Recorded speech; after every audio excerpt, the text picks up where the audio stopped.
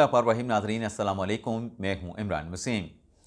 नज़ीबानी तहरीक इंसाफ इमरान खान की हमशीरा अलीमा ख़ान की तरफ से बड़े बड़े दावे किए गए, लेकिन वो तमाम दावे अलीमा आपा के धरे रह गए। अब वो दावे क्या थे और वो दावे कैसे धरे के धरे रह गए, इस खबर की डिटेल से अपने प्रोग्राम का आगाज़ करेंगे। और इसके बाद हमारे ब्लॉग के जो दीगर अहम ख़बरें हैं, जिनकी हेडलाइन, जिनके टाइटल थंबनेल पे आप नाज़रीन ने पढ़े हैं, फिर उन ख़बरों की तफसीलात भी आपकी खिदमत में पेश करेंगे। लेकिन प्रोग्राम का आगाज़ करने से पहले आपसे दरख्वास्त कि जिन दोस्तों, भाइयों, बहनों, बुज़ुर्गों की जानिब से अभी तक हमारे चैनल को सब्सक्राइब नहीं किया गया, उनसे दरख्वास्त होगी कि चैनल को सब्सक्राइब कर लें, बेल आइकॉन का बटन प्रेस करें। वीडियो पसंद आए तो इसे लाइक और शेयर ज़रूर कीजिएगा। तो अलीमा आपा के दावे क्या थे, इस खबर से व्लॉग का आगाज़ करते हैं। नाज़रीन, आप जानते हैं कि इमरान खान साहब की बहन अलीमा आपा ने कल एक बड़ा दावा किया था। ना सिर्फ वो दावा कल दोहराया गया, बल्कि चंद रोज़ पहले भी अलीमा आपा की जानिब से इसी नौयत के दावे किए गए थे। अलीमा आपा से हट के उनके जो वकील हैं फैसल मलिक साहब, उन्होंने तो अदालत में जाके शर्त रख दी और दावा कर दिया कि जब तक अलीमा खान साहबा का जो बैंक अकाउंट्स हैं, जो शनाख्ती कार्ड और पासपोर्ट है, जब तक अदालत की जानिब से उनको अनब्लॉक करने का ऑर्डर जारी नहीं किया जाएगा, अलीमा आपा जज अमजद अली शाह साहब की अदालत में उनसे कहा गया कि आपकी अदालत में वो पेश नहीं होंगी। लेकिन आज आप ये देखें कि जो गुज़िश्ता रोज़ दावा किया गया, अदालत के सामने जज के रूबरू ठहर के कहा गया कि अलीमा खान साहबा आपके सामने पेश नहीं होंगी, आपने जो करना है कर लें। सबसे पहले आपको अलीमा आपा के अकाउंट्स, पासपोर्ट और बैंक अकाउंट को डी फ्रीज करना होगा, अनब्लॉक करना होगा, फिर अलीमा आपा आपकी अदालत में पेश होंगी। लेकिन वो तमाम दावे आज धरे के धरे रह गए। अलीमा खान साहबा आज अपनी लीगल टीम के साथ, अपने वकील फैसल मलिक के साथ अदालत के रूबरू पेश हो गई। ना सिर्फ अदालत के रूबरू पेश हुई, जो गवाहान जिनके बयानात प्रोसिक्यूशन ने कलमबंद करवाए हैं, जिन पर जिरा करने से अलीमा खान साहबा के जो वकील हैं वो गुरेज कर रहे थे, आज 3 सरकारी गवाहों पे जिनका ताल्लुक महकमा पुलिस से था, उन पे जिरा भी मुकम्मल की गई। और जब ये जिरा मुकम्मल की गई तो मजमूई तौर पे अब तक जितने गवाहों पे जिरा मुकम्मल हो चुकी है, उनकी तादाद 13 हो चुकी है। इसके बाद अदालत ने ऑर्डर किया, क्योंकि अदालत की तरफ से कहा गया था कि यहाँ पे जो कहा जा रहा है ना कि शनाख्ती कार्ड अनब्लॉक कर दें, पासपोर्ट अनब्लॉक कर दें, जो अकाउंट फ्रीज किए गए हैं उनको डी फ्रीज कर दें, अलीमा आपा जो मर्जी दावा करें, अलीमा खान साहबा जो मर्जी शर्त रखें, प्रोसिक्यूटर का कहना था कि मुल्ज़म अदालत को डिक्टेट नहीं कर सकता। तो अदालत ने हुक्म दिया था कि पहले वो पेश होंगी तो फिर ये अनफ्रीजिंग का और अनब्लॉक करने का ऑर्डर पास करेंगे। तो आज अदालत ने उनका जो शनाख्ती कार्ड है उसे अनब्लॉक करने के मामले पे नादरा से जवाब तलब कर लिया है। अलीमा आपा ना सिर्फ आज अदालत में पेश हुई हैं, बल्कि अगली पेशी जो कि 9 फरवरी को होना है, अदालत को यकीन दहानी भी उनकी जानिब से करवाई गई कि आइंदा समात 9 फरवरी को मैं अदालत के सामने पेश भी होंगी। और इस यकीन दहानी पे जज अमजद अली शाह साहब ने उनके जो अरेस्ट वारंट थे, अरेस्ट वारंट को अदालत की जानिब से जो है वो कैंसिल कर दिया गया, मनसूख कर दिया गया। तो कितने बड़े बड़े दावे कर रहे थे कि नहीं जाएंगे अदालत में, पेश नहीं होंगे। पहले अदालत, जज जो है हमारी डिक्टेशन पे इन चीज़ों को अनब्लॉक करेंगे तो पेश होंगे। लेकिन वो कहते थे ना कि अदालती ऑर्डर की जब हिद्दत महसूस होती है, फिर आपको अदालत के सामने सरेंडर करना ही पड़ता है।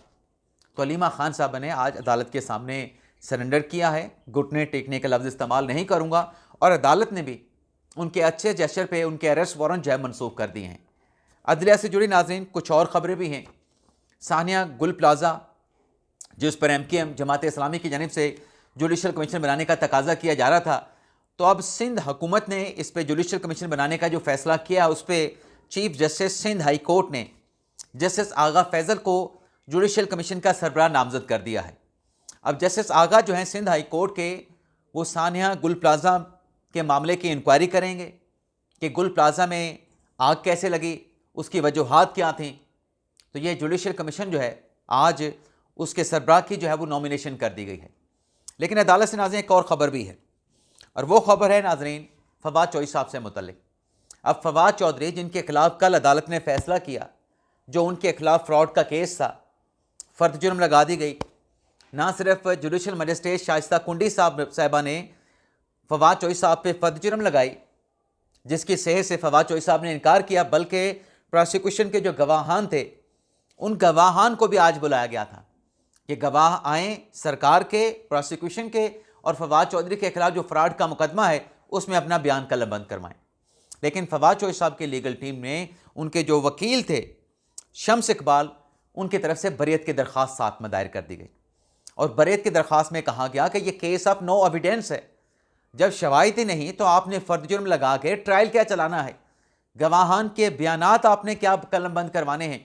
तो आज अदालत में जो प्रोसिक्यूशन के गवाहान थे उनके बयान कलमबंद होने से पहले जो बरीयत की दरख्वास्त थी शाइस्ता कुंडी के सामने फवाद चौधरी साहब के वकील शम्स इकबाल साहब ने उस दरख्वास्त को आर्गू किया। अदालत के सामने जो रिकॉर्ड था उस रिकॉर्ड से इस बात की निशानदेही की कि इस केस में फवाद चौधरी के खिलाफ कोई शवाहिद है ही नहीं, तो ये बरीयत का केस बनता है। आप फवाद चौधरी साहब के खिलाफ ट्रायल प्रोसीड करने के बजाय उन्हें इस केस से बरी करें। तो अदालत ने फवाद चौधरी के वकील के दलाइल सुने, सरकार के वकील के दलाइल सुने और दलाइल सुनने के बाद जिस शख्स पे कल फ़र्द जुर्म लगाई गई, आज उस केस में जो है फवाद चौधरी साहब को बरी कर दिया गया। अब इसमें उनकी गिरफ्तारी हुई, फवाद चौधरी साहब की गिरफ्तारी के बाद आज इस केस में फवाद चौधरी साहब की बरीयत हो गई। जज साहब का कल का जो फैसला था उसके अगेंस्ट आज एक नया फैसला आया कि एक्विटल हो गया फवाद चौधरी साहब का। लेकिन इसके साथ साथ नाज़रीन, यहाँ पर तो बरीयत हुई है, लेकिन पाकिस्तान तहरीक इंसाफ के रहनुमा जनाब रऊफ़ हसन साहब, उनके खिलाफ चलान दाखिल करने के लिए जज जुडिशल मजिस्ट्रेट अब्बास शाह साहब ने प्रोसिक्यूशन को हुक्म दे दिया है कि 10 फरवरी तक जो रऊफ़ हसन के खिलाफ केस है सोशल मीडिया पे प्रोपेगेंडे करने का, उस पर आप उनके खिलाफ चलान दाखिल करें। यहाँ पे चलान दाखिल करने का हुक्म हुआ है, लेकिन एक और केस भी है चलान का, और वो मुकदमा है जनाब सोहेल अफरीदी और पाकिस्तान तहरीक इंसाफ खैबर पख्तूनख्वा के सदर जुनैद अकबर के खिलाफ। मुकदमा है 26 नवंबर का। इस केस में नाज़रीन ये हुआ है कि जज साहब ने, जो ताहिर अब्बास सिपरा साहब हैं, प्रोसिक्यूशन पे तफ्तीशी पे शदीद बरमी का इजहार किया है।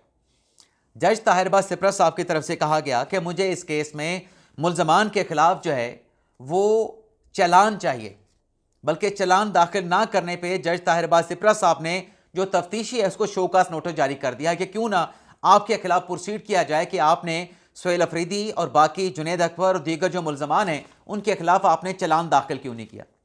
और जज साहब ने रिमार्क्स में यहाँ तक कह दिया कि पुलिस मुल्ज़मान को गिरफ़्तार करे या पुलिस मुल्ज़मान को गिरफ़्तार ना करे, ये मेरा मामला नहीं, मुझे इस अदालत में चलान चाहिए। तो चलान दाखिल ना होने पे सोहेल अफरीदी के खिलाफ, जुनैद अकबर के खिलाफ, पाकिस्तान तहरीक इंसाफ के दीगर रहनुमाओं के खिलाफ अदालत ने तफ्तीशी को शोकास नोटिस जारी करके उनसे जवाब तलब कर लिया है। तो इसका मतलब यह है कि जो शोकास नोटिस अदालत की जानिब से आज बरमी का इजहार किया गया है, अगले समात पे सोहेल अफरीदी के खिलाफ इस केस में चलान आने का इम्कान है। लेकिन सोहेल अफरीदी साहब से जुड़ी एक और ख़बर भी है, और वो ख़बर नाज़रीन ये है, कल आप जानते हैं कि एक बयान दिया गया एक फ्यूचर लीडरशिप की तकरीब से, सोहेल अफरीदी साहब खिताब कर रहे थे। अब उस खिताब में खैबर पख्तूनख्वा की एक खातून ने सवाल उनसे पूछा कि आप कहते हैं कि KPK की हुकूमत के अलावा बाकी सूबों में, वफाक में जो हुकूमत है वो जाली हुकूमतें हैं। लेकिन खातून ने कहा, स्टूडेंट ने कहा कि वो जाली हुकूमतें हैं तो अपने सूबों में तरक्की कर रही हैं।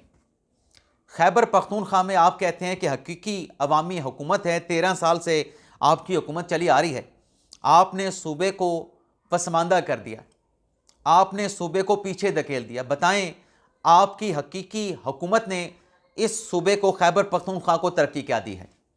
अब बड़ा सिंपल सा सवाल था खातून का। अब उस सवाल के ऊपर जनाब अफरीदी साहब ने जवाब क्या दिया? पहले तो उस खातून के ऊपर इल्ज़ाम लगाया कि आपका ताल्लुक़ जो है तहरीक इंसाफ के मुखालिफ सियासी जमात के साथ है, अवामी नेशनल पार्टी के साथ है, या जमात इस्लामी के साथ है, या पीपल्स पार्टी के साथ है।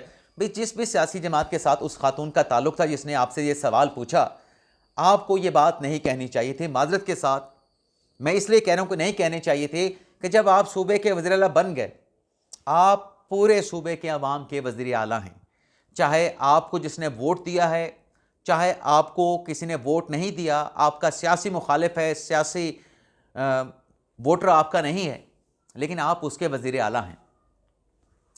अब अफरीदी साहब ने कह दिया। अब खातून के उस सवाल के ऊपर अफरीदी साहब ने क्या जवाब दिया? सोहेल अफरीदी साहब ने यह जवाब दिया कि हमने आपको शऊर दिया है। 13 सालों में उन्होंने कहा कि हमने शऊर दिया है। अब सोहेल अफरीदी साहब का यह कहना कि 13 साल में आपने सिर्फ आवाम को शऊर दिया है, तो आप इनडायरेक्टली इस बात को एडमिट कर रहे हैं कि आपके पास बताने के लिए कुछ नहीं कि आपने अपने सूबे में क्या तरक्याती काम करवाए हैं, आपने अपने सूबे को कौन से डेवलपमेंट प्रोजेक्ट्स दिए हैं, तरक्याती मंसूबे दिए हैं। आप सिर्फ इन्हिसार कर रहे हैं कि हमने आपको शऊर दिया है। और इस शऊर के बदले में, इस शऊर के नतीजे में सोहेल अफरीदी साहब ने कहा कि उस खातून को मुखातब करके कि आप सूबे के चीफ एग्जीक्यूटिव से सवाल पूछ रहे हैं। अब सवाल माजी में भी चीफ एग्जीक्यूटिव से पूछे जाते थे, ये नहीं कि माजी में सवाल नहीं पूछे जाते थे, लेकिन वो सवाल जो माजी में चीफ एग्जीक्यूटिव से, चाहे सूबाई चीफ एग्जीक्यूटिव होते थे, चाहे वफाक के चीफ एग्जीक्यूटिव प्राइम मिनिस्टर होते थे, वो सवाल करने का अंदाज मेरे ख्याल में माजी में और बहुत अच्छा था। इस तरीके का सवाल नहीं होता था। ये बड़ा सख्त सवाल था खातून का, लेकिन एक वैलिड सवाल था। लेकिन इस सवाल में कोई ऐसी बदअखलाक़ी नहीं थी, अखलाकियात के दायरे से बाहर नहीं था, लेकिन सख्त सवाल था। लेकिन माजी में जब चीफ एग्जीक्यूटिव से सवाल होता था तो सख्त सवाल भी बड़े महज़्ज़म अंदाज में, बड़े सॉफ्ट अंदाज में पूछ लिया जाता था। लेकिन अब चूंकि सोशल मीडिया का दौर है, तो खातून ने कहा कि आपके दौर में जो तरक्की हुई है वो MNA हजरात की तो हुई है, खैबर पख्तूनख्वा के सूबाई अरकान की तो हुई है, जिनका ताल्लुक़ पाकिस्तान तहरीक इंसाफ के साथ है, उनके हुजरे, उनके मकानों की तरक्की हुई है। लेकिन सूबे को आपने पसमानदा कर दिया, सूबे को आपने पसमानदा कर दिया। और मैंने इसलिए कहा कि सोहेल अफरीदी साहब ने इस बात का एतराफ़ किया कि उनके पास बताने के लिए तरक्याती मंसूबे नहीं थे, क्योंकि सोहेल अफरीदी साहब ने खुद कहा कि अब हम 200 अरब रुपये जो है पेशावर पे खर्च करेंगे, अब हम 100 अरब जो है वो कबायली इलाकों को ऊपर उठाने के लिए खर्च करेंगे। भाई 13 साल से आपने पेशावर के ऊपर क्यों खर्च नहीं किया? आपको करना चाहिए था, आपको पेशावर के अलावा दीगर सूबों में खर्च करना चाहिए था। बल्कि सोहेल अफरीदी साहब ने कहा कि लाहौर की जो तरक्की है, पंजाब की जो तरक्की है, सिर्फ लाहौर तक नज़र आती है, ऐसा नहीं है। सोहेल अफरीदी साहब को कहें कि पंजाब, लाहौर के अलावा आप बाकी इलाकों में भी जाके देखें, आपको वहाँ पर भी तरक्की नज़र आएगी। गो के बहुत ज़्यादा गुंजाइश मौजूद है पंजाब में अभी भी तरक्की की, डेवलपमेंट की। मैं ये नहीं कहता कि मरियम नवाज़ साहबा आई हैं, उन्होंने दूध और शहद की नहरें बहा दी हैं। बहुत कुछ करने की ज़रूरत है। इस आवाम के लिए बहुत सारे नए प्रोजेक्ट लाने की ज़रूरत है, आवाम को फैसिलिटेट करने के लिए बहुत सारी नई स्कीमें मुतारफ़ करवाने की ज़रूरत है। लेकिन जब पंजाब का और खैबर पख्तूनख्वा मवाजना करें तो ज़मीन आसमान का फ़र्क है।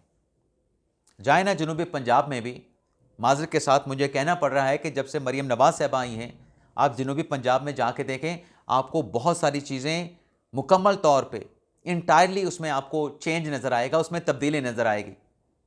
लेकिन देखने वाली आंख भी चाहिए।